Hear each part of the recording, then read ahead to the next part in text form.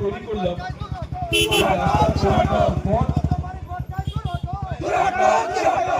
আজকে সেই রাস্তা কাজ করার জন্য এখানে এসেছি।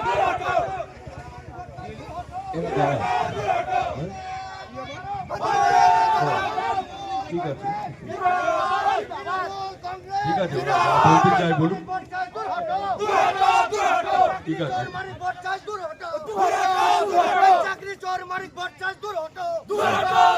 এটা 8 কিলোমিটার রাস্তা লম্বা তৈরি করার পর আজকে আমরা এখানে উপস্থিত হয়েছি যে কিভাবে এই রাস্তাটা এবং এই সড়কটার মাধ্যমে আমরা এই অঞ্চলের মানুষকে একটি সুগম পথ উপহার দিতে পারি।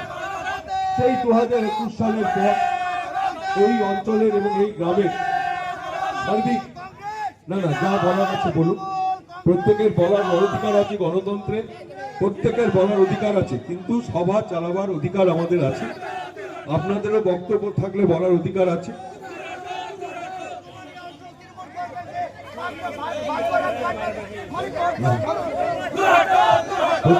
বিলকুমারী গ্রামে একটা পথশ্রী রাস্তা ছিল, সেই রাস্তাটা মানিক ভট্টাচার্যের নেতৃত্বে সেই রাস্তাটা কাটা হয়েছে এবং বিলকুমারী হাই স্কুলের একটা কমিটি আমরা সমগ্র অঞ্চল ভিত্তিক দিয়েছিলাম।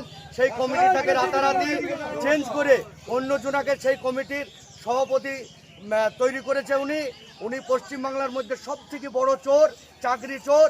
এই বিধানসভায় আমরা মানিক ভট্টাচার্যের মতো নোংরা চোরকে আমরা আর চাই না। তার বিরুদ্ধে আমরা আজকে আমাদের এই আন্দোলন এবং বিক্ষোভ।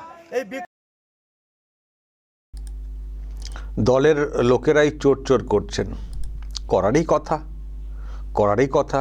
মানিক ভট্টাচার্য আবার উনি যে প্রচারে বা কি একটা প্রোগ্রামে গেছেন, এটাই তো সব থেকে বড় দুর্ভাগ্যের। এই যে দলের আর একটা অংশ বাইকে করে এসে যেখানে প্রোগ্রামটা চলছিল তো সেখানে একেবারে হাজির, চোর চোর স্লোগান। তারপরে সামনে মহিলারা যারা বসেছিলেন তারাও সব উঠে পালাচ্ছেন। বেগতিক দেখছেন না যে দলের প্রোগ্রাম আবার অন্য একটা অংশে এসে এইসব করছে, তো কি হবে কে জানে, কেটে পড়ি। দর্শক, এই হচ্ছে টিএমসি, তৃণমূল কংগ্রেস। দলের লোকেরাই চোর চোর করে চিৎকার করছেন, বড় চোর, চাকরি চোর। এরপরেও নেত্রী বলবেন কিছুই হয়নি, একটু ভুল হয়ে থাকতে পারে, কিছুই হয়নি। দর্শক, ওনাদের নেত্রী বলেন না, অমুকজন বলে গেছেন ভুল করা অধিকার, একটু ভুল হয়েছে। তো দলের লোকেরাই তো বলছেন চোর। যারা বিরোধী তারা তো বলে থাকেন, তারা বললে তো অন্যরকম ব্যাখ্যা দেওয়ার চেষ্টা হয়। এ তো দলের লোকেরা দেখে বলছেন চোর। মানিক ভট্টাচার্যকে আর চাই না, চোর। দলের লোকেরাই চোর বলছেন, তাহলে যারা অন্য দলের বিরোধী তাহলে তারা কেন বলবেন না? দলের চোর আবার এরকম একটা প্রোগ্রাম করতে এসছেন। আমি যেটা বলছিলাম যে মানিক ভট্টাচার্য এখনও এইসব করছেন, এত কিছু, এত বিষয় উনি হয়তো বেলে আছেন, এখনও পথশ্রী করতে বেরিয়েছেন। আর কত শ্রী করবেন? আগে নিজের শ্রী বা এগুলো একটু ভালো করে দেখুন না। এখনও ইচ্ছে করে রাস্তাতে নেমে এইরকম আবার মানুষকে ভাষণ দিতে, এখন ইচ্ছে করে। আমি শুধু ভাবি যে লোকের একটা মিনিমাম লজ্জাবোধ নেই।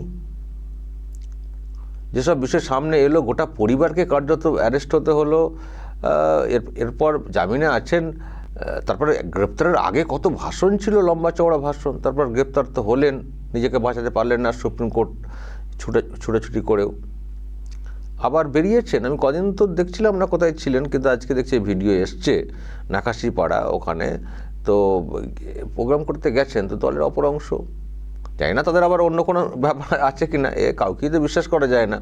যে অংশটা এসছে তারা কি সত্যি ওই শুধু চোর হিসেবে এসছে, নাকি তাদের আবার চুরির ব্যাপারে আবার কোনো ভাগ বাটোয়ারার কোনো ব্যাপার আছে? এই দলে তো কাউকে তো সহজে বিশ্বাস করা যায় না। তো যাই হোক, সবাই চোর, একে অপরকে চোর বলা বা এইসব কিন্তু চলছে। কিন্তু এটা বাস্তব যে হ্যাঁ, দলটা কিন্তু চোরদের, দলের মধ্যে প্রচুর চোর আছে। সেটা যেমন আমরা অনেকে মনে করি, আর দলের অভ্যন্তর থেকেও মানে এই ধরনের স্লোগানটা উঠছে। তার মানে দলটা যে চোরেদের বা দলের মধ্যে যে চোর আছে এটা পরিষ্কার। এর আগে কদিন আগে কোন একটা জায়গায় দেখলাম না, এদিকে জঙ্গলমহলের দিকে সেখানেও একজন মানে তিনি আবার ওই পাঁচালি শোনাতে গিয়েছিলেন। পাঁচালি শোনাতে গিয়ে তাকে এমন সব শুনিয়ে দিয়েছেন চোর করে, তিনি আবার সেখান থেকে খুব দ্রুত পালিয়ে এসেছিলেন। তো এরকম চলছে। কিছু মানুষ ভালো আছেন, তারা হয়তো সঠিকভাবে চিনতে পারছেন চোর করছে, কিন্তু চোর করে একটা কথা বলবো, এই যে ইনারা যারা চোর করছেন আবার এদিকে বলছেন তৃণমূল কংগ্রেস জিন্দাবাদ, ফলে এনাদের কি আমরা কীভাবে বিশ্বাস করি? যারা চোর করছেন এবং সঙ্গে বলছেন তৃণমূল কংগ্রেস জিন্দাবাদ, তো এরপরও যারা তৃণমূল কংগ্রেসে ভরসা রাখেন, ফলে তাদের কি আমরা কি করে সৎ ভাবি? এটা একটা বড় প্রশ্নের। তো যাই হোক, সৎ অসৎ সেটা আমরা আর এখান থেকে কি বুঝবো বা কীভাবে বিচার করব? শুধু এটুকু বলতে পারি যে দলটা চোরেদের, দলের মধ্যে অনেক চোর আছে, তো এবং সেটা নতুন করে এস্টাবলিশ হয়ে গেল। আর মানিক ভট্টাচার্যের সত্যি আমি স্পর্ধা বা একটা ভাবনা দেখে ভাবছি যে এখনও তারা রাস্তায় বেরোচ্ছে, এটা মিনিমাম লজ্জাবোধ হয় না? এতদিন এই রকম কেসে জেলবন্দি থাকার পরে কারো আর কোনোদিন ইচ্ছে করবে, দর্শক কোনোদিন ইচ্ছে করবে আবার দলের প্রোগ্রাম বা কি সরকারি প্রোগ্রাম যায় না কি আবার ইচ্ছে করবে? অন্তত যে কদিন আছি বেলে থাকি, আড়ালেই থাকি, এত সর্বনাশ, এত কিছু সামনে চলে এসছে, এখনও ইচ্ছে করবে? এখনও তো ক্লিন চিট নিয়ে তো আসেননি। ক্লিন চিটটা নিয়ে আসুন, তাহলে দেখবেন আমরা যে কথাগুলো বলছি এগুলো আর বলবো না। আগে ক্লিন চিটটা আসুক না। রাস্তাতে বেরিয়ে পড়েছেন, আবার বেরিয়েছেন অপর অংশ চোর করছে, এরপরও বেরোবেন, সেটাই এখন দেখার। দর্শক বলবেন যদি আপনাদের এই নিয়ে আর কিছু বলার থাকে, অবশ্যই বলবেন কমেন্ট বক্সে। নজর রাখবেন আরামবাগ টিভিতে।